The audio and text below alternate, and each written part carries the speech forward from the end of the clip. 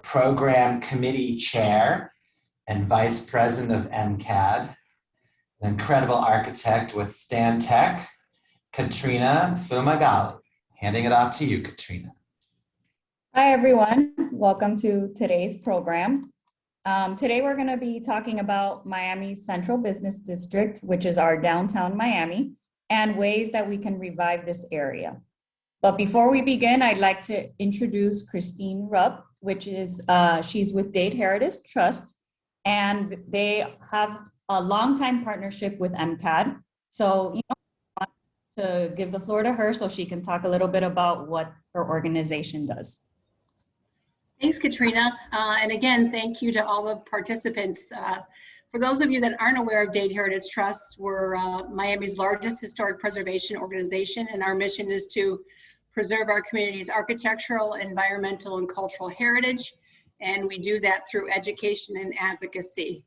Obviously, historic downtown and the wonderful historic assets of downtown have been of great interest to Dade Heritage Trust for many years. And we recently engaged Laura Weinstein, who you'll hear from today, to do a report on incentives for actually preserving, restoring, and adaptively reusing these historic buildings downtown. So Laura is a whiz at development rights, and she's an architect also and a preservation consultant, and joined by Neil and Fritz. I know it's going to be a great presentation. So if you have any questions or want more information about what we do here at DHT, just go to our website, dadeheritagetrust.org.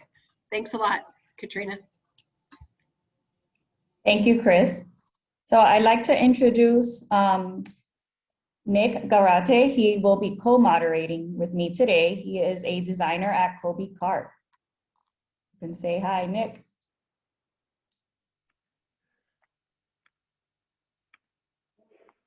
Hi, everyone. How's it going? As Katrina mentioned, I'm a designer at Kobe Carp. I also happen to live in the area of the CBD and Flagler, and just looking forward to hearing what everyone has to say. I know there's a lot of public interest in the area, and that's what we're all here for. So just helping Katrina co-moderate the discussion. Great. So I will introduce the panel now. We have, well, if all the panelists can turn on their camera, so you can all wave as I introduce you. There we go. So we have Laura Weinstein.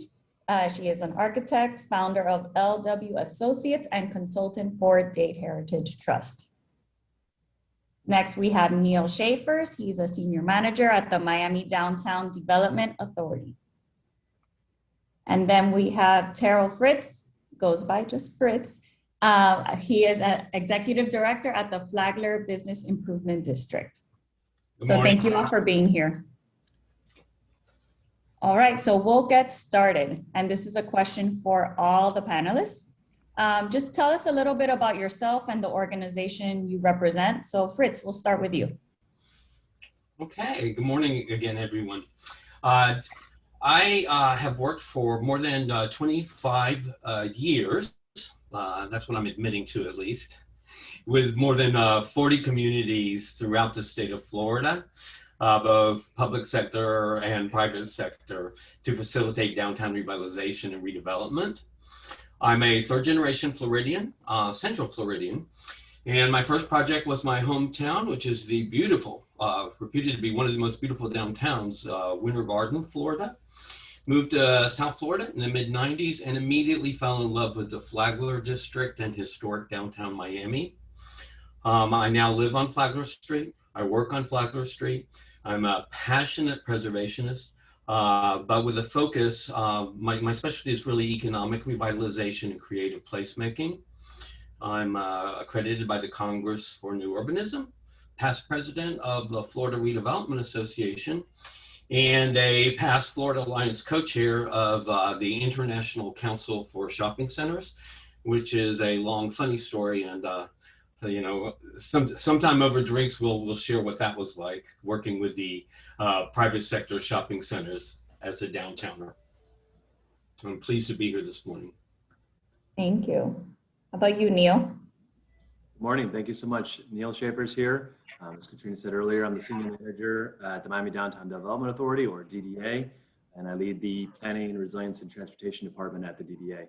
I'm going to try and share my screen just because I wanted to really quickly just tell you a little bit about the DDA for anyone who doesn't know here. So let's see if this works. All right. Are we seeing this big slide? Yep. Great. So real quickly, like I said, my name is Neil Schaefer. I'm a landscape architect and urban designer. I work at the DDA. When I first started the DDA, I wasn't even entirely sure what they did.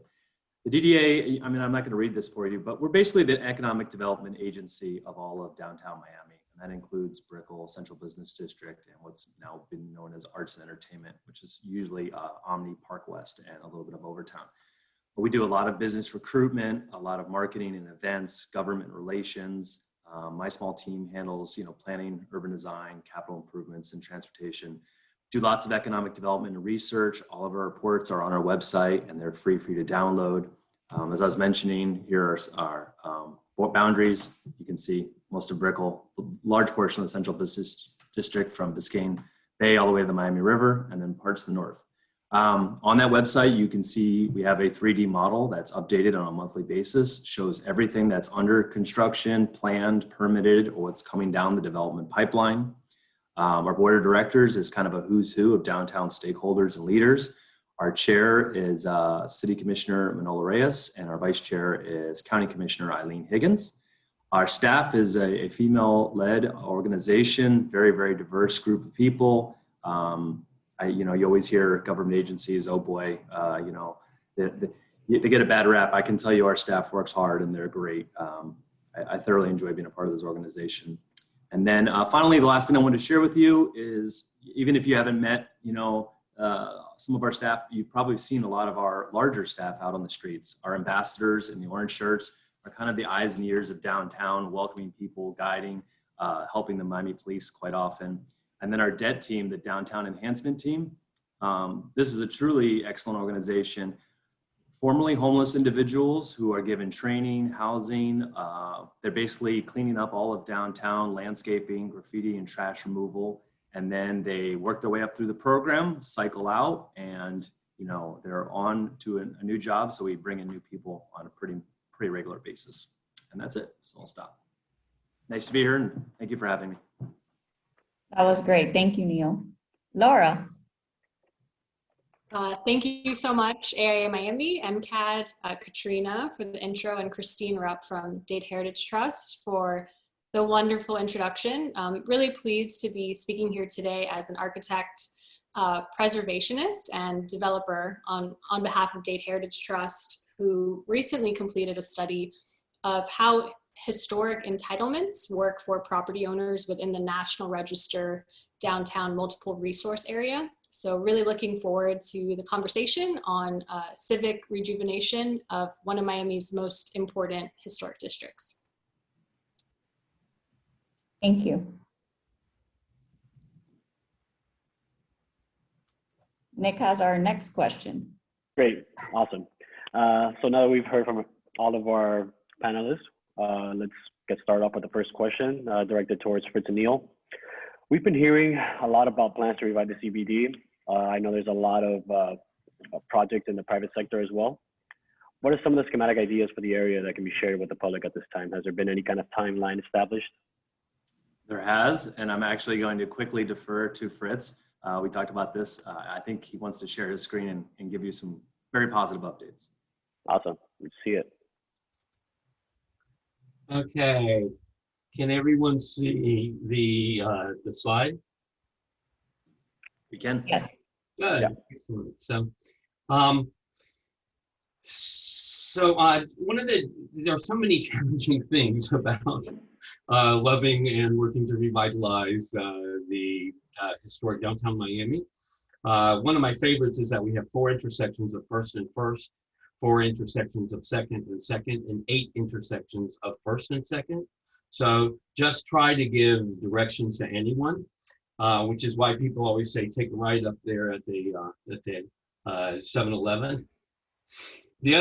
One of the other challenges is, what is downtown Miami? People say downtown Miami, and they don't mean the same thing. So I wanted to try to be precise today. For me, downtown Miami is the DDA district. For many people, downtown Miami is the central business district. And usually that plays with, when people say downtown Miami is doing wonderfully, they mean the DDA district.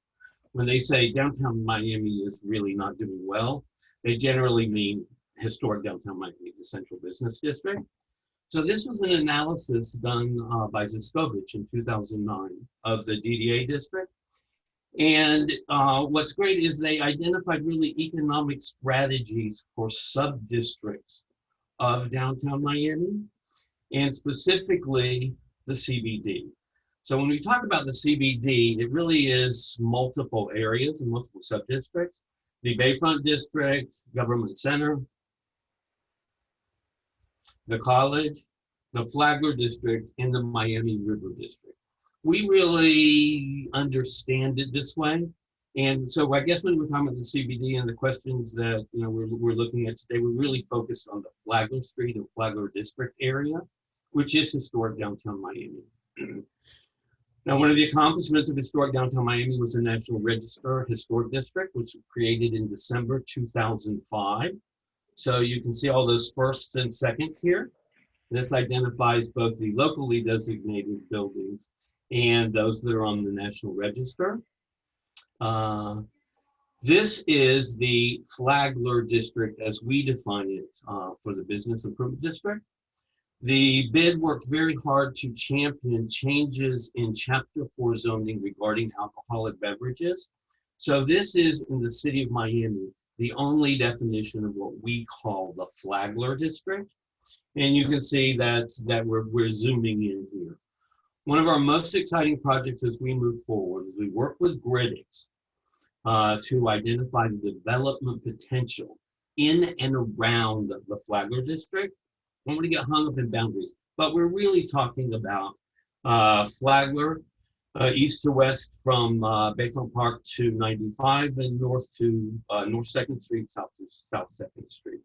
What was great here is since I started working in downtown Miami and Flagler in the late 90s, it's always been, is it new development or is it preservation? What's great here is this study identifies for the first time significant development opportunities for new development while preserving the historic buildings. And Laura will get into some of the specifics and tools for doing that. Specifically, they came up with more than 20 million square feet of new development if we preserve our historic buildings. So that's where we are. And I wanted to start there.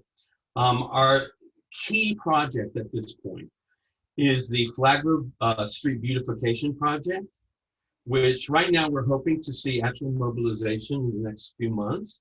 It's from Biscayne Boulevard to Northwest 1st Street, a curbless design with concrete sidewalks, streets, and pavers, dining, pedestrian, and amenity zones. And then we're working to upgrade utility amenities, including a major FPL, electric corridor conduit. This is some $10 million project. Doing TICO upgrades along the way. We want to make sure we install information technology and smart city and any other amenities we can get as this project begins. This has really been, from the business improvement districts, our work really starts when this project begins, and we are finally there. So these are the renderings for the new streetscape project. You can see the curbless design. It's supposed to be a street that can be closed, not a closed off street like Lincoln Road. So a street that can be open to traffic. There's no parking. The sidewalks are wider. The street can be closed so that we can make it a festival street. And obviously, we're looking at strategies that bring people downtown. So that's really, from our point of view, where we are now. And the timeline is immediately.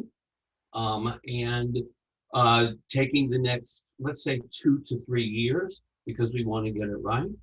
So that's the specifics, and I'll stop and turn it over to Neil if he wants to elaborate. There's a lot more going on than just the streetscape project. And Neil is, of course, working on a lot of projects that not only focus on the Flagler District and CBD, but connect us to the other areas of the DDA.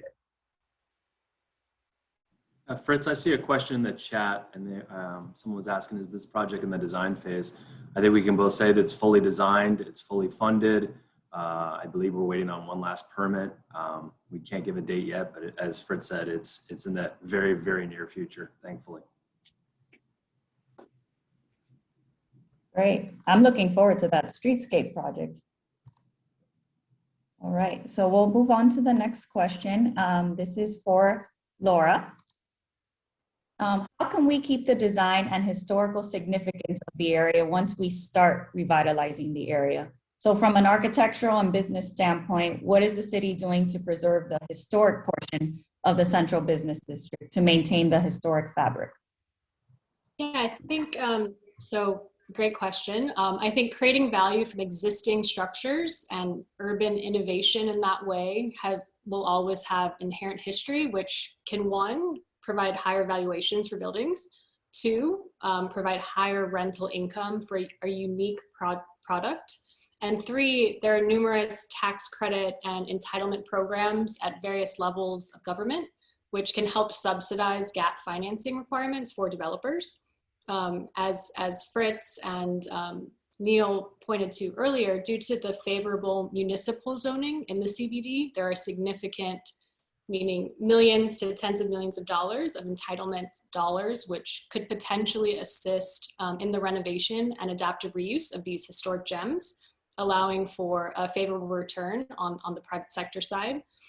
In addition to the municipal benefits, there also are significant federal historic tax credit program and currently others related to sustainable development, which they count adaptive reuse and historic preservation among, which can provide additional economic incentives for property owners to renovate, adaptively reuse, or just restore their structures. So Dade Heritage Trust is putting out a report which really highlights this. So please reach out to Chris or myself for more information if you are a property owner, or if you are interested in looking at a site-specific project, so we can kind of look at all those different levels of government, how much entitlement potentially your project could qualify for. I think overall, the unique character of downtown Miami will benefit from the retention of these historic structures, and will highlight really the early boom periods of Miami's growth into a dominant American city, and it has the bonus added incentive of providing significant financial benefits to property owners. So it truly is a win-win for those properties that can qualify for these types of programs. Awesome. Neil, to follow up on that, where do transit and resiliency fall under the development division? The bright line seems to be a new variable introduced to the area. If you can continue on that. I think I couldn't hear the last part. What was that? I thought I heard bright line. The bright line seems to be a new variable introduced into the area. How does that play into where do transit and resiliency fall under the development division? Excellent. I'm going to try and share my screen. Oh, sorry. The audio is breaking up a little bit. I'm going to try and share my screen again just to see we can talk about transit and mobility. Let's see if this works. All right. All right. Is the slide up of downtown? So this helps give you kind of an overall view of how, Florida as a state is not known for mass transit, and Miami is by far and away the best city for mass transit. We still have a long way to go compared to other U.S. cities, but this kind of gives you an overall feel of kind of all roads and all rail lines lead to downtown. I'll go really quickly through, transit and mobility on a downtown scale, and then look at it as regional as well. And I'll come back to the bright line question. So we have, the slide says 10 different trolleys. We actually have 13 now. And our chair, Manolo Reyes, wants to add another one as a downtown circulator, heavily in the central business district. So you should be seeing that within the next year. We know we have the Metro Mover, 4.5 miles, 21 different stations. This may or may not expand as part of the SMART plan, and I'll show you a slide about that in a second. Tri-Rail is more of a regional, transportation option as a commuter, 18 different stops between Palm Beach, Broward, and Dade County. And if I can minimize this, sorry, one second. Oh, I don't know why it's doing this.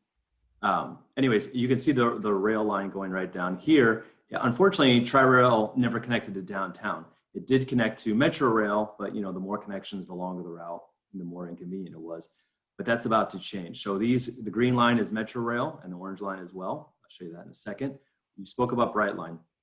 I actually live in Fort Lauderdale, so I was commuting every day via Brightline and absolutely loved it. Fantastic, upscale service. Miami started as a transit-oriented development with the introduction of Flagler's Railroad, and it was becoming one again connecting Miami, Fort Lauderdale, and West Palm, eventually going to Orlando, which is actually under construction right now. They're doing another line to Tampa, and there are talks about going to Jacksonville. But Miami Central was the game changer for downtown, especially the northwest corner of the Central Business District. Residential towers, office space, food halls, full Publix going in. So definitely transforming that entire area. Brightline stopped their service when COVID started. So trust me, I felt the pain of having to commute again on 95. But when it comes back, and they're going to do that probably in 2023, maybe 2022, they really want to have Orlando done before they start services again. But when they do, they already have 3 tracks that bring trains right into Miami Central, and then Tri-Rail would connect on 2 of the other tracks. This is already built out. They basically just need to pass their testing to get FTA approval, and then Tri-Rail can come into downtown as well. I mentioned Metro Rail, heavily utilized, especially pre-COVID, almost 80,000 daily ridership. But Metro Rail was kind of the only local commuter options for a long time. And as you look at this map on the right with the green and orange line, I'm going to show you a larger map. And so there's that same green line and the orange line. SMART Plan was the county's basically long-term vision to expand transit options throughout 6 different corridors. One is actually already underway, and that's the South Dade Transitway. This is BRT, Bus Rapid Transit. It's basically very nice upscale buses that will actually travel down the median, will be opened up for buses only all the way down. And they'll basically have railway swing arms coming down. So they'll get preference over local traffic. So it'll be a quick ride. Other ones like the Beach Connector have been debated and gone back and forth. The latest is it might be an extension of the Metro Mover out the Genting property, going all the way to the convention center. Other ones like the North Corridor going up to Miami Gardens Arena and where the Dolphins play, that would probably be elevated heavy rail, much like Metro Rail.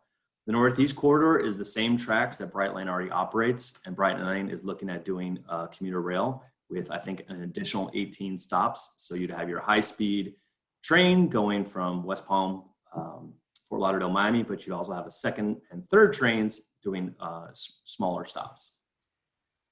We have a lot of mobility. We have different bike shares. We have different mopeds. The scooter pilot program was kind of put out a little too fast and was, not done pretty well. Too many operators, not enough oversight, not enough, we had scooters lying everywhere. So the pilot program is going to go through full RFQ. There'll be less operators. They will be forced to make sure they have their scooters not in the right of way. Not laying everywhere, or if the program just doesn't work, they'll do away with it. Let's see what else we have. Oh, sorry. I guess, this is outside of, the Central Business District, but as we see more and more bike infrastructure come in, you'll see more mobility options. One of the biggest problems with the scooter program is they don't belong on the sidewalks, they belong on the streets, but we don't have any dedicated protected bike lanes. So we're going to be doing 2.5 miles of downtown bike lanes this summer. That'll be on Miami Ave, East 1st Ave, going north-south, and they'll be going east-west on 5th and 6th Street.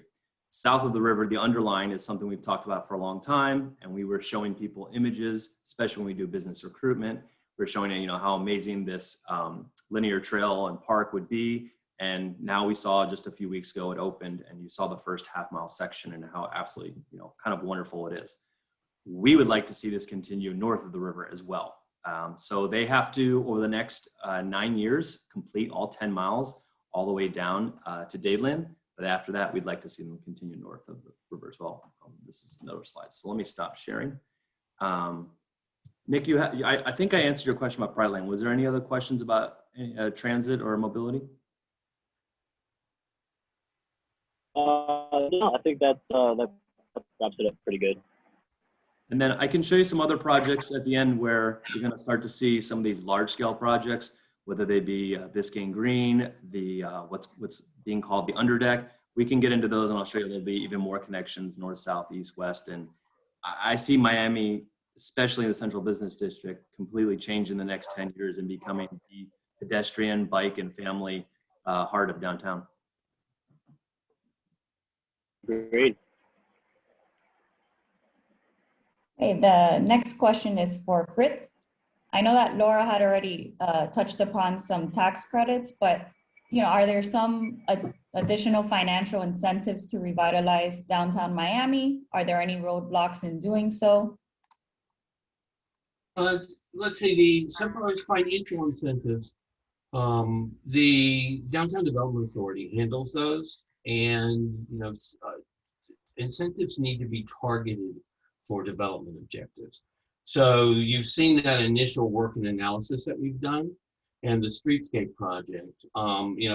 At this point where we move forward, we really start to identify objectives, and the city, DDA, city, state, wherever grant funding we can get and incentive funding we can get. I don't know that the business improvement district, as we move towards an assessment, will necessarily create incentives. But just quickly, Kevin Ruiz, the head of business development at the DDA, administers several programs. And the Julia Grachova, who's the business and regulatory affairs at DDA, really focuses on small business support. So there's hands-on support from the DDA to assist businesses. Specifically incentives, there's the Property Improvement Grant Program, which is essentially a facade program, which covers 50% of expenses as reimbursements up to some $50,000. There's a new exciting initiative that the DDA has come up with to provide some light on those dark sidewalks, lights under those great historic awnings and other places where there's just not enough light. So there's an up to $2,500 grant just to light up the pedestrian rights of way. And then the major DDA fund is their DDA incentive fund, which is targeted because they can do that to new to market businesses and expanding businesses who are bringing in more than 10 employees. So they have per employee incentives up to $50,000 a year for up to 3 years.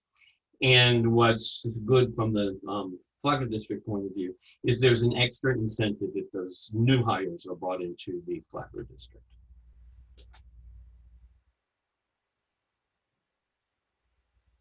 Great. So what is your organization doing to drive business into the Flagler District? Geared towards what Fritz was just talking about, and Neil, you can chime in on the subject as well. Foot traffic, customer flow. I know there's a lot of these kind of local means of traffic in terms of scooters and other stuff that people are using in Brickell area that kind of lends up to accessing Flagler District a little more easily, a little more readily. So I guess what is your organization doing to drive these businesses into Flagler District? We've seen also a lot of activity in terms of local businesses, Lost Boys, Pez, some small restaurants that are gearing towards the working crowd. The public good help. So let's see, I'm going to try to share my screen again. I can't see that. So that's not working for me. So let's see. You're talking about bringing businesses and traffic into the. I'm going to talk about the Flagler District. Traditional facing storefronts, traditional Main Street type downtown in the Central Business District. So it's a challenged area, and it has been for a good 15 years. We were making some progress. Things were really looking good We had not only new businesses, but we had storefront activations where there were vacancies. We were waiting for the streetscape project to begin. Super Bowl came. The district has never looked so good. We had the sidewalks lighted up. Everything was wonderful. And 2020 was going to be the great new year. The first week of March, right in the middle of the Miami Film Festival, we shut down, the world shut down, and COVID-19 became a reality. The Flagler District specifically is extremely vulnerable. So we have more than 100 food and beverage businesses in the district before COVID. We certainly have at least 40 struggling now, and they really are struggling. There are very few that are doing very well. So we've got a lot of vacancies. There's no question the district's been hit very hard. And really our recovery efforts are centered on finally moving forward on the streetscape. So before Super Bowl, we had taken the Business Improvement District website and oriented it completely towards the consumer to try to bring in business to the district. And you know, that's just been impossible during the shutdowns. So what we are working on, and I don't know that I can share my screen here. Hold on just a second.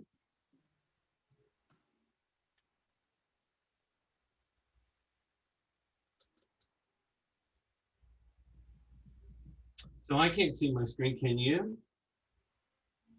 No, I can't. Okay. You'll have to go to the DDA's website and see. We've started our first initiative really coming out of COVID is what we call the Flagler Safe Streets Initiative. And what we've done is we've worked with the DDA. We're focused on the 100 block of Flagler. So that's the block between East 2nd Avenue and East 1st Avenue. We have 8 storefront activation, the DDA's Alt B program. On Friday and Saturday evenings, we have the Olympia Theater brings street stages to that block between 4 and 6. And we're starting to see increased activity on that one block. You know, you got to start block by block and start small. And the businesses on the block, Lost Boy, over under, are starting to participate in special offers. So we look at bringing people who are working downtown, those who actually have come back to work on Fridays, and especially our downtown residents on Saturdays.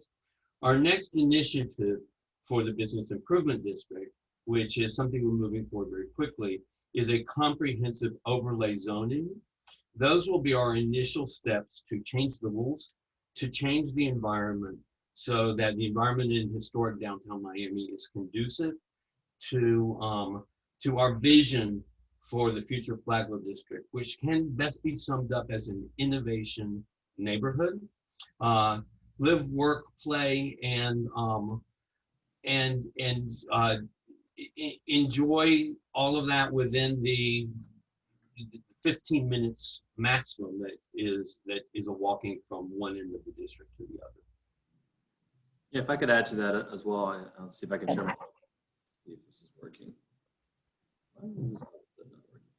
All right, here we go. So Fritz alluded earlier to the 100 restaurants, food and beverage establishments within Central Business District. Actually, probably was just within the Flagler District. We have 400 total, actually more than 400 within all of the DDA boundaries. When, you know, first week in March hit and everything changed, though one of our, you know, our lifeblood of our businesses is our restaurants. And basically when the new rules went in place, they, you know, at first couldn't have any occupancy indoors. Then they finally went to 50% occupancy with allowing outdoor dining. So, you know, a tale of two cities. Brickell was doing fine with their larger sidewalks and much more available outdoor dining space. But the CBD particularly was vulnerable because we have smaller sidewalks, older infrastructure, and a lot of our restaurants just don't have the space. So we worked with the city of Miami, Miami-Dade County, and the Miami Parking Authority to repurpose basically parking spots, parking lanes, to do outdoor dining.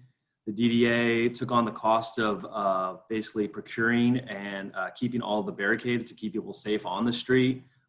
We gave out free tables and chairs, gave out free DDA branded umbrellas. You can see some of the pictures here. Some of the restaurant tours, really brightened up their space, add a lot of landscape, and it's quite beautiful.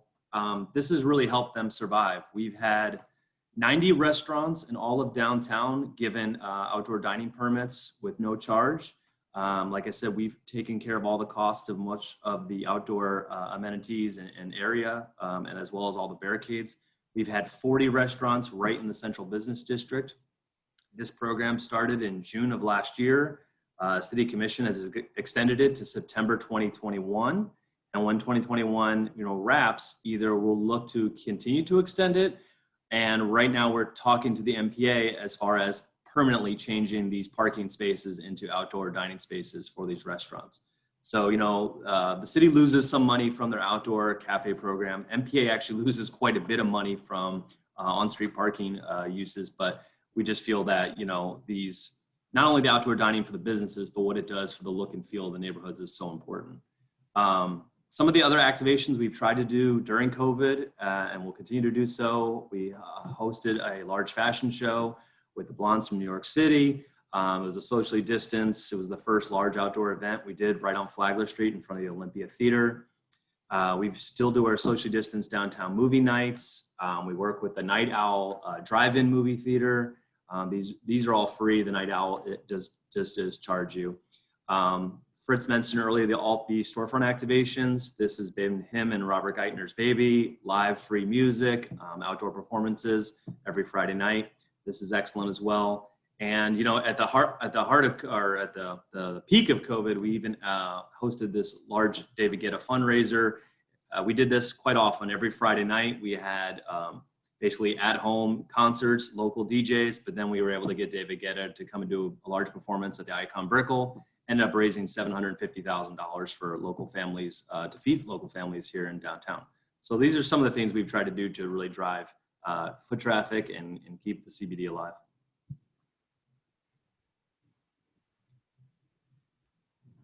Thank you, Neil, and the DDA. That's really impressive. At this time, I'm going to head over to the chat and just pick out a few questions from there. So let me see. There's one that says, is any work being done to make sure that developers do not only build high-end residential during redevelopment? That's a good question. I probably have to work more with the city planning department. We don't really have incentives for that as far as building because we just don't oversee that part. I know as an organization, the DDA is kind of the catalyst advocacy group. So any of our downtown residents or stakeholders have issues that they want to see, like they want a dog park built, or they'd like to see more bike lanes implemented. Any of those things that become, kind of capital improvement projects, we pretty much are the catalyst agency. We work with the city, the county, FDOT, whomever owns the land and right of way. We usually do a lot of fundraising to get these projects started. We do a lot of coordination to get the permits and get them done, and then work with people like Fritz and Robert Geithner and other agencies to activate and program them afterwards. As far as development, we really don't have much oversee on that. So that'd be a difficult one. It'd be more for, the city's planning department. Well, I would agree that there are no specific affordable housing strategies within the downtown area, but there are citywide. And if we review that Gritics capacity analysis, there's huge opportunities for significant development in and around the Flagler District. So hopefully we would be able to see some very innovative mixed income, mixed use projects. There's a great opportunity adjacent to Miami-Dade College that could be a significant number of affordable housing units, which could provide student housing, teacher housing, downtown employee housing, in a way that would energize the college district's relationship to the actual Flagler district. But all of that's very preliminary. Okay, do any of you know if sea level rise is being considered? I do, very much so. Again, I can share some slides. Go ahead. All right, let's see if I can do this. Give me a moment, sorry.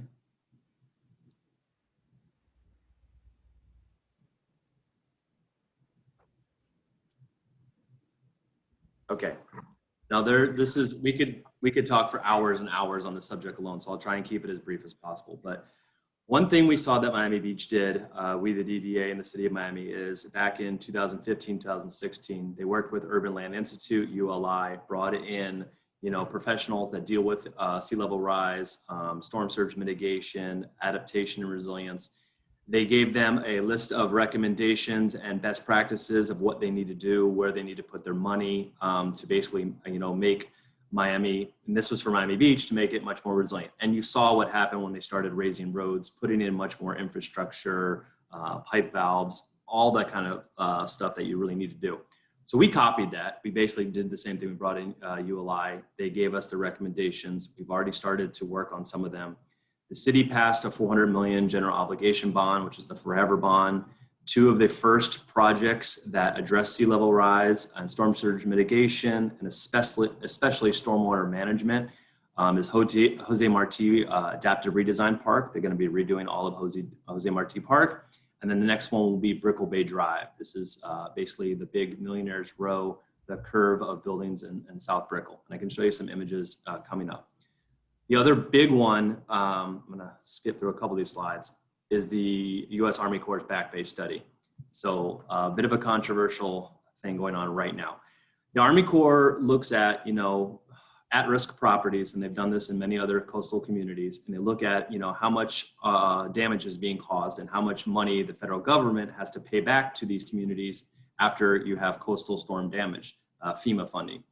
Then they look at, do we need to build some infrastructure to protect this from continuing to happen so we don't have to continue to pay out these FEMA funds? Their plan for countywide is good in some areas. They look at really protecting, important infrastructure and assets, hospitals, police stations, power grids, whatnot. But when it came to downtown, we as an agency and a lot of our stakeholders were very concerned because as you see this little image on the left, this is a line going right down Biscayne Boulevard. And then over here south of the river, this is a line actually out on Biscayne Bay. What those lines represent are large flood walls. So we did some images to kind of show people, and we didn't think people were kind of understanding what was at stake here. This is the 15th Street and Brickell Bay Drive, looking north to Brickell Key. We wanted to show people, if this, kind of project goes forward, this is what we could be faced with. Basically, it would be catastrophic for property values, for our tourism industry, for the health and wellness of Biscayne Bay, which already has a litany of issues. So we wanted to show them that other communities and other areas, including West Palm Beach and Lake Worth, have already used a hybrid solution of living shorelines, breakwaters, mangrove islands to kind of break down this wave energy from large storm events and actually do it using nature instead of concrete infrastructure. So we also did images and renderings to show people what this would look like to try and push the Army Corps to move in this direction, because the Army Corps has done projects like this before. But what they were showing us, we just felt was completely unacceptable. The project has the potential for $7 billion in funding to protect all of Miami-Dade County and especially downtown. But, $7 billion spent to kind of destroy the economy doesn't really work for us. So we've seen other, we work with Swire Properties a lot, owners of Brickell City Center and Brickell Key. They actually hired some good firms, Moffitt and Nickel and EDSA, to take, I think, kind of the concept we had brought and bring it even further. So this is kind of a plan view of that same area. And what this would look like is, again, building breakwaters further out, slow down waves, big, large, basically, kind of engineered berms that could actually be used as pedestrian amenities, infilling it with, again, seagrasses, mangroves, and then basically having the water flow in and out. So you could handle large storm events, break down wave energy, but you also need a lot more green space, open space, and linear parks to take in all of this amount of water and let it dissipate naturally instead of overflowing the streets and then going right out into Biscayne Bay. So we are still at the table with the Army Corps. They basically, I gotta stop sharing here. Just to let you know, the Army Corps is supposed to make a decision within the next few months. We have asked the city and the county to ask for an extension for at least 1 year to implement the type of hybrid solutions that we are advocating for. We will find out. At the end of the day, the county and the city have said, listen, unless the county, the city, and the DDA all agree on what's the preferred design, what's the preferred alignment, we're not going to proceed. So potentially that funding could go away in the Army Corps study, and that would be the end of it. We hope that they see that this has been done elsewhere. It can be effective, and it will, I think, help guide the development of Miami for the next 40 years instead of throwing up gray walls that could kind of ruin, our downtown economy. Thank you. I don't see many more questions in the chat, but I'd like to open the floor to Laura. If you have any final thoughts on your organization or, how you have a part in this revitalization of downtown. Yeah, I think overall, historic preservation is an essential component for future development strategies. It provides a sense of place, property value protection and enhancement. And I think kind of as this conversation has continued, it really does contribute positively to wider sustainability and resiliency initiatives. So I'm happy to see that there's so many active organizations and numerous projects actually underway in the CBD. I know DHT would love to be a resource as additional historic preservation projects are underway. So please reach out and thank you so much all for your time this afternoon.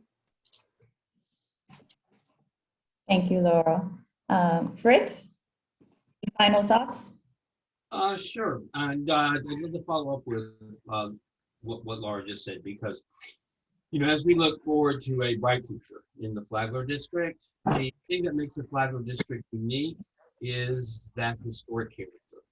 And fortunately, I see one of the chat questions is a single large landowner on Flagler on board for all of this? There is the predominant property owner in the historic district and in the Flagler district is Moish Mana. And the Mana team has been instrumental in not only doing the final redesign for the streetscape, they've done the initial outline for the overlay zoning, but a commitment to working within the built environment is something that's very exciting. Again, I came to the DDA in 1997, and it was development versus preservation. And that is not true anymore. My whole board, which is Dylan Finger representing Mana, Stamble, Sergio Rock, Telia Properties, which is the Alphabet Pump Building, and Randy Alonso from Lost Boy, all of those individuals are very committed to preservation. And we have two immediately exciting projects right now. The historic Walgreens at 200 East Flagler is being converted to a food and restaurant center. They've got some exciting design concepts of breaking through the windows, all been through the historic preservation. So the sidewalk is more active. And the old post office project at Northeast First Avenue, 100 Northeast First Avenue. So both of those very significant properties are immediate projects, well within the objectives of historic preservation. And I think there's just, there's opportunities for us to have a very forward-looking historic preservation strategy that celebrates our history and allows us to grow into the most exciting and vibrant street in the center of the greater downtown area. Oh, Katrina, I'm going to interrupt you for a second. Fritz, could you put in the chat the link to the bid that people can get? I've got a couple of questions about people wanting to see, get a little bit more detail about the streetscape plans and everything. It is downtownmiami.net, but I'm putting it in the chat. Okay. That's easy enough. Sure, I was just going to ask you, or maybe you and Katrina and Nick, I'm seeing a lot of these same questions in the chat we may not get to. If we send some follow-up links and some answers to some of these questions, is this a group that you can share this with as well? Oh, no, absolutely. We will actually, if you guys all send us the PDFs of your slides, if you'd like, we'll put that on the website and we'll share links and, you know, all the information. So Perfect. absolutely. And also, if there are questions that we didn't get to, we'll share that with you as well. Sorry, Katrina. Nope. Back to you. Yes. Back to you. I was going to ask the same question, you know, links relating to where our listeners can view, you know, construction progress or more of the plans for Flagler specifically and the downtown area. So that will be answered. So before we leave, I'd just like to mention that it is March 17th, and there will be a great St. Patrick's Day celebration at Old Dubliner, which is just north of the historic Miami-Dade County Courthouse at 91 Northwest 1st Street. They'll be going, you know, well into the evening, socially distant and safe. And I think to celebrate St. Patrick's, my understanding is the historic courthouse will be turning green tonight. Very nice. That's exciting. Colleen, I see you just popped up there. Any final thoughts on closing the program? No, this was absolutely fascinating. Thank you to everyone for joining us. Are there any last questions before we only have a couple of minutes left? Throw them into the chat. Otherwise, we have recorded this presentation, and we'll have the link available to anyone who is interested in having it. We'll email it out, and also look for a survey coming from us for all the attendees and the presenters. We're always trying to improve our programming, and if you have ideas for other programs for us, let us know, and we take that very seriously. So thank you everyone for attending. We really appreciate it. And Katrina and Nick, thank you for putting this together. It was wonderful. Anything else you need to tell people, Katrina? That's all. A special thank you to our panelists, Fritz, Neil, and Laura. We really appreciate all your input and insight about downtown Miami. Thank you again. Thanks, everybody. Thank you Have for a having great afternoon. Thank you guys. Bye.